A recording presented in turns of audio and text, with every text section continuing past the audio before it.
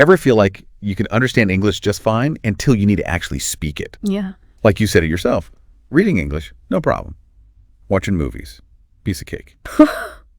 But speaking it, Right. it's like your brain just decides to hit the mute button. Yeah. Well, you are not alone.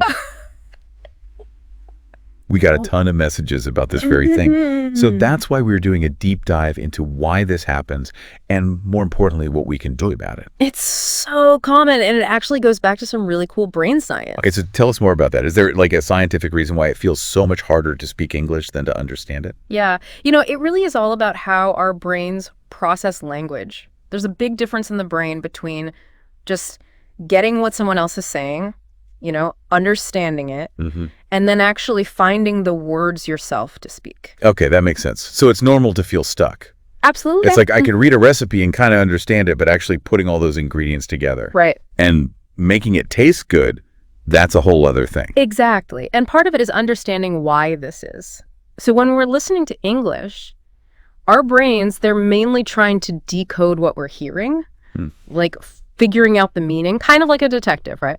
Okay. But speaking, now that's encoding. That's when our brains have to take our thoughts and turn them into actual sentences with the right words, the right grammar. Right. So it's way more active for our brains to do that. Yeah, that makes a lot of sense. But knowing that doesn't make that fear of messing up go away, does it? No, absolutely not. I mean, fear is one of the biggest things that holds people back from becoming fluent. Yeah. But here's the thing about fear, it actually tricks us. It can make us stumble even more because our brain is trying so hard to avoid mistakes. So instead of just speaking, we get caught up thinking too much, hesitating, Right. and that's when we really start messing up. So the biggest thing to remember is that it's okay to make mistakes. In fact, it's more than okay. It's good. That's so true. Those mistakes, those are how we learn. Each one is like a little step, Exactly. taking us closer and closer to fluency. It's like it's okay to fall off the bike a couple of times. Right, you know? exactly. That's how you learn to ride. Exactly. And I'm speaking about this from experience because, you know, I was learning Spanish a while back. And I could read my textbook and understand it. But then I would get into an actual conversation. Yeah. And I would just freeze. Yeah, yeah. Total brain freeze. Yeah. It wasn't until I started accepting that I was going to make mistakes, even laughing at them sometimes, that I actually started to make progress. And, you know, that's such a good point. And we have some great tips from the articles you sent in on how to build fluency. Yeah, what are they? So one thing is, and this might sound obvious, but it's really important, is starting small. Don't put so much pressure on yourself to get perfect grammar right away. Just focus on making simple sentences that are correct but simple. And find a language partner, somebody who you can practice with, who's patient, and who's more focused on just communication and having a conversation. Okay, that's good advice because sometimes I think we can get caught up in the grammar Oh, absolutely. and like wanting to sound perfect. And we forget that it's really about communication. Right. Yeah, so starting small and then finding that supportive friend or language partner. Yeah. Because that's like having someone to cheer you on while you're, I don't know. Yeah. It's like having a cheerleader while you're trying to, you know, do something new. And speaking of practicing, one thing that really helps is repetition. So you can find a show or a podcast that you like and then try actually mimicking the things they're saying. Oh.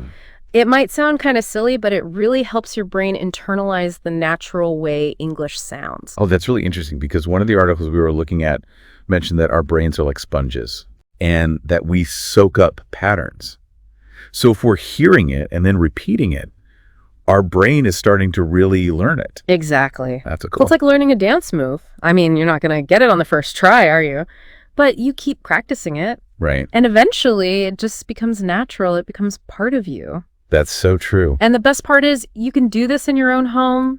You can mimic a show. Yeah. Nobody's watching. You can just really go for it. That's a good one. Repetition. Okay. And something else you could try, one of the most effective things, and a lot of people don't think about it, is talking to yourself in English. Wait, like full-on conversations. Yeah. You can narrate your day. You can describe what you're doing. You can practice those phrases that you were mimicking earlier. Oh, that's smart. It might feel weird, but you're training your brain to think in English. Right. Okay. Which makes speaking it out loud just that much easier. That's really interesting. It's like you're giving your brain a little private rehearsal space where there's no audience, no pressure. Sure, good. Love it.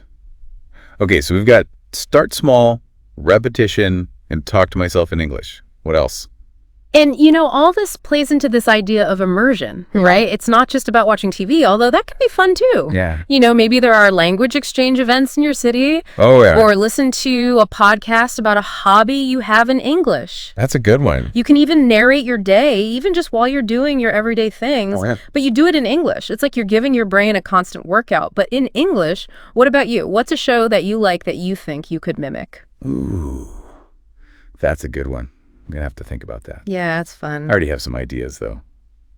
Yeah, I like that. Okay, so finding ways to immerse yourself more fully in the language. Because really, you already know so much English. Understanding it is a huge step. That's true. Don't underestimate how far you've come already. Yeah, it's true. This is just about getting comfortable, becoming more fluent. Right, exactly. Building that confidence, right? Absolutely. So we talked about a lot today. But one thing all the experts kept coming back to is that we as humans were wired for connection.